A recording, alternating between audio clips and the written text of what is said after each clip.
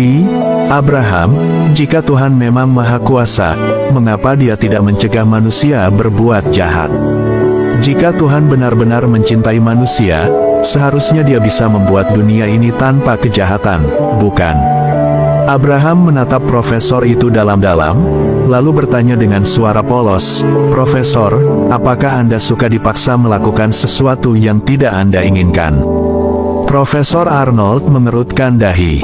"Tentu saja tidak. Aku memiliki kebebasan untuk memilih apa yang aku lakukan." Abraham tersenyum. "Begitulah Tuhan, Profesor. Dia memberikan manusia kebebasan untuk memilih. Jika Tuhan memaksa manusia untuk selalu berbuat baik, maka manusia tidak lagi punya kehendak bebas.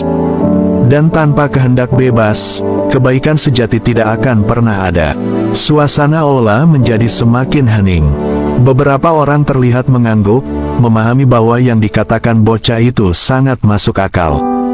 Namun, Profesor Arnold masih berusaha mencari celah. Dengan suara yang lebih rendah, ia berkata, "Tapi, Abraham, bagaimana dengan bencana alam? Gempa bumi, tsunami, penyakit, semua itu terjadi bukan karena manusia, tapi tetap saja membawa penderitaan. Mengapa Tuhan membiarkan itu terjadi?" Abraham menghela napas pelan. Ia menatap profesor itu dengan tatapan penuh pengertian.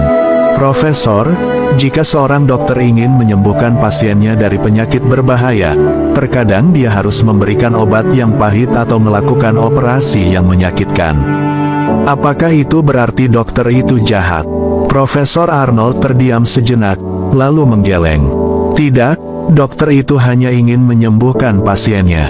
Abraham mengangguk. "Begitu pula dengan Tuhan. Terkadang, penderitaan adalah cara Tuhan mengajarkan manusia sesuatu yang lebih besar. Ada orang yang menjadi lebih dekat dengan Tuhan setelah melewati kesulitan. Ada yang menjadi lebih kuat setelah menghadapi cobaan. Seperti dokter yang ingin menyembuhkan pasiennya, Tuhan ingin manusia menjadi lebih baik." Seorang pria di barisan depan tiba-tiba menundukkan wajahnya, tampak terharu. Ia pernah kehilangan keluarganya dalam sebuah bencana, dan selama ini ia menyalahkan Tuhan. Namun, jawaban Abraham membuatnya berpikir ulang. Profesor Arnold mulai kehilangan kata-kata. Argumen yang biasa ia gunakan untuk membungkam lawannya kini berbalik menyerangnya. Ia tahu bahwa bocah ini tidak berbicara sembarangan. Ada sesuatu yang dalam di balik setiap jawabannya. Namun, ia masih tidak ingin menyerah. Dengan suara yang lebih pelan, ia berkata, "Tapi mengapa Tuhan membiarkan anak-anak kecil seperti kamu menderita? Mengapa ada anak-anak yang kelaparan, sakit, atau kehilangan orang tua mereka?" Abraham menatapnya, lalu tersenyum lembut. "Profesor, apakah Anda pernah melihat seorang ibu yang sedang menggendong bayinya yang menangis?" Profesor Arnold mengangguk. "Tentu saja." Abraham melanjutkan, "Ketika bayi itu menangis, ibunya tetap memeluknya, bukan? Dia tidak selalu langsung memberinya apa yang ia inginkan, tetapi dia tetap merawat dan mencintainya. Terkadang, bayi itu harus menunggu sebentar sebelum mendapatkan susu yang ia butuhkan. Tapi itu bukan berarti ibunya tidak peduli." Profesor Arnold mulai memahami kemana arah pembicaraan ini. Abraham menghela napas, lalu berkata dengan suara lembut, "Begitu pula dengan Tuhan, Profesor. Kadang kita merasa menderita, kadang kita tidak mendapatkan apa yang kita inginkan dengan segera. Tapi Tuhan selalu ada, seperti ibu yang tetap memeluk bayinya. Kita hanya perlu percaya bahwa Dia tahu apa yang terbaik untuk kita." Suasana aula begitu hening hingga terdengar suara napas para hadirin.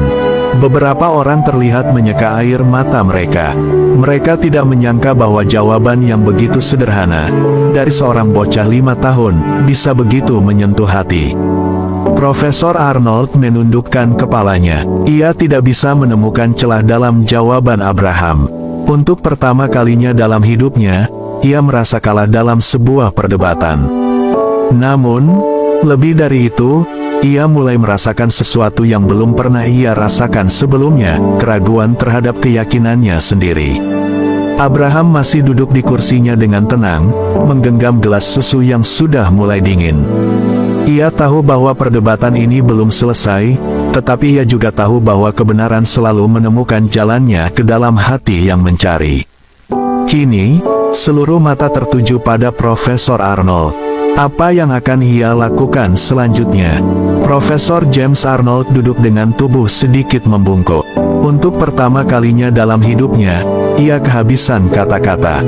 Selama bertahun-tahun, ia terbiasa menghancurkan argumen lawan-lawannya dengan logika tajam dan kecerdasannya. Namun, malam ini berbeda.